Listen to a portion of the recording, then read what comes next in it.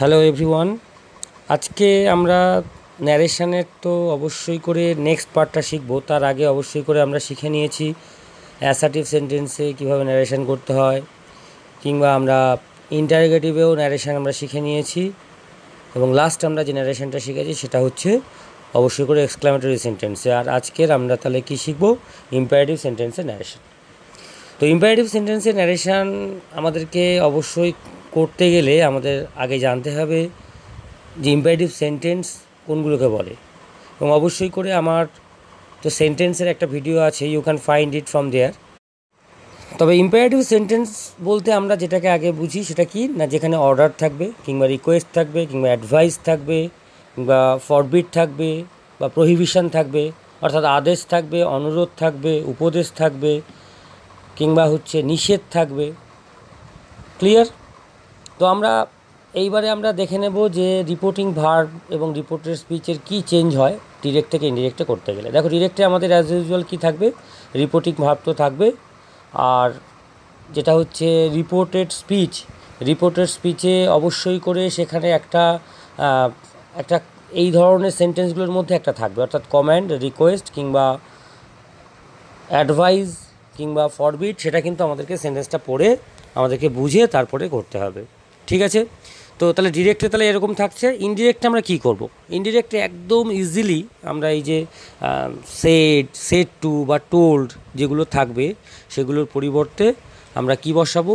যদি আমরা দেখি যে রিপোর্টের স্পিচটাতে কোনো অর্ডার করা হয়েছে তাহলে অবশ্যই অর্ডার বসাবো। বা যদি দেখি যে প্লিজ আছে কিংবা অনুরোধ বোঝাচ্ছে তাহলে আমরা সেটার বদলে কী বসাবো? রিকোয়েস্টেড বসাবো। অথবা আমরা যদি দেখি ওটা একটা উপদেশ দেওয়া হয়েছে, ওই রিপোর্টের স্পিচটা পড়ে যদি আমরা বুঝতে পারি তাহলে অবশ্যই সেট টু টোল্ড এগুলোর বদলে আমরা অ্যাডভাইসড বসাবো। আর যদি দেখি যে কোনো নিষেধ বোঝানো হয়েছে তাহলে কিন্তু অবশ্যই করে ফরবিড, বা যার পাস্ট ফর্ম হবে ফরবিড, আর প্রহিবিট বা প্রহিবিটেড এটা আমরা ইউজ করলেই কিন্তু হবে। এইবার এই যে কমা, ইনভার্টেড কমা থাকে, দেখো অন্যান্য আমরা যে তিনটে সেন্টেন্স আগে করেছি সেখানে অ্যাসার্টিভ এবং এক্সক্লামেটরি সেন্টেন্সে কমা, ইনভার্টেড কমা তুলে আমরা দ্যাট বসিয়েছি, কিন্তু ইন্টারোগেটিভের ক্ষেত্রে ইফ বা ওয়েদার অথবা যে ডাব্লিউএইচ ওয়ার্ড দিয়ে শুরু হয়েছে সেই ডাব্লিউএইচ ওয়ার্ডটা বসিয়েছি। এখানে কি হবে? এখানে আমাদেরকে একটা কথা মাথায় রাখতে হবে যে ইনফিনিটিভ তৈরি করতে হবে। এবং ইনফিনিটিভ আমরা প্রায় সবাই জানি টু দিয়ে মেন ভার্বের ফার্স্ট ফর্ম দিয়ে বাকিটা বসাতে হয়। তো এখানেও তাই, কমা, ইনভার্টেড কমা উঠে গিয়ে আমরা টু বসাবো। তারপর রিপোর্টেড স্পিচে যে ভার্ব যেটা আছে সেই ভার্বের ফার্স্ট ফর্ম দিয়ে রিমেনিং পার্টটা, মানে ভার্বের পর থেকে বাকি যেটা আছে সেটা কিন্তু অবশ্যই করে বসিয়ে দেব। ক্লিয়ার?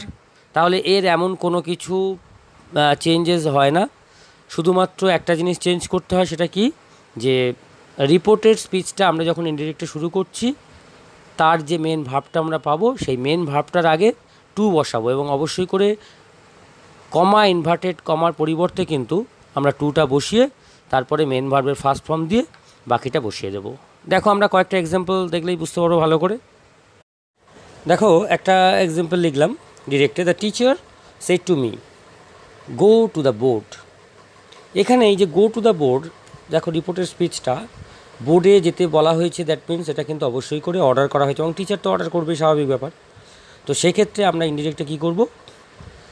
দ্য টিচার তো অবশ্যই লিখছি, শুধু সেড টু এর বদলে আমরা অর্ডার দিয়ে দেবো, অর্থাৎ দ্য টিচার অর্ডার্ড মি।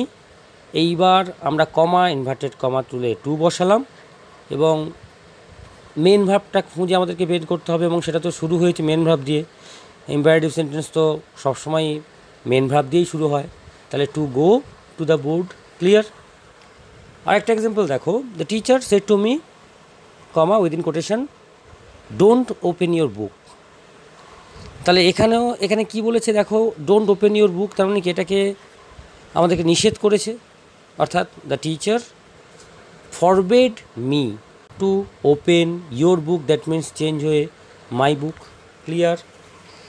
আরেকটা এক্সাম্পল দেখো, my friend said to me comma দিয়ে within quotation please help me. তাহলে প্লিজ কথাটা আছে মানে এটা রিকোয়েস্ট, অর্থাৎ my friend requested me to help me. Clear? এর আরেকটা এক্সাম্পল একটু দেখে নাও, my father said to me don't run in the sun. এখানে কিন্তু এই যে রিপোর্টের স্পিচটাকে আমাদের দুটো জিনিস মনে হতে পারে, একটা হচ্ছে অবশ্যই করে অ্যাডভাইস তো হবেই, আবার দেখো নিষেধও হবে। মানে একটা অ্যাডভাইস হবে, একটা প্রহিবিট হবে। তাহলে আমি প্রথমটা কি করছি, ধরো বাবা আমাকে এটা উপদেশ দিচ্ছেন, তাহলে my father advised me. Advice দিলে আমরা কিন্তু অবশ্যই করে এখানে নট টু দেবো, not to run in the সান।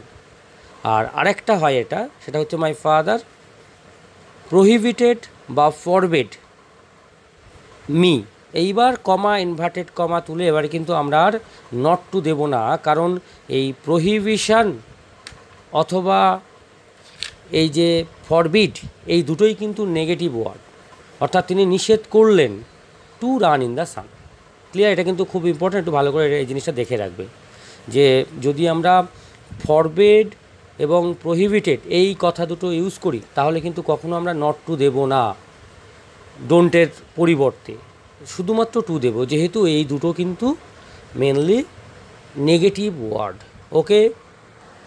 তবে আরেকটা কথা মনে রাখবে, যখন কিছু কিছু ক্ষেত্রে দেখবে যে এই যে আদেশ, অনুরোধ বা উপদেশ, এগুলো কিন্তু ক্লিয়ারলি এক্সপ্রেস করা থাকে না, পরিষ্কারভাবে কিন্তু সেটা বর্ণনা করা থাকে না, তখন কিন্তু এই সেট টু টোল্ড, যেগুলোর বদলে আমরা মানে অর্ডার, রিকোয়েস্টেড বা অ্যাডভাইসড, হ্যাঁ, বা প্রহিবিট বা ফরবিটেড, এইগুলো সব বসাচ্ছিলাম, সেটা কিন্তু আমরা বসাবো না।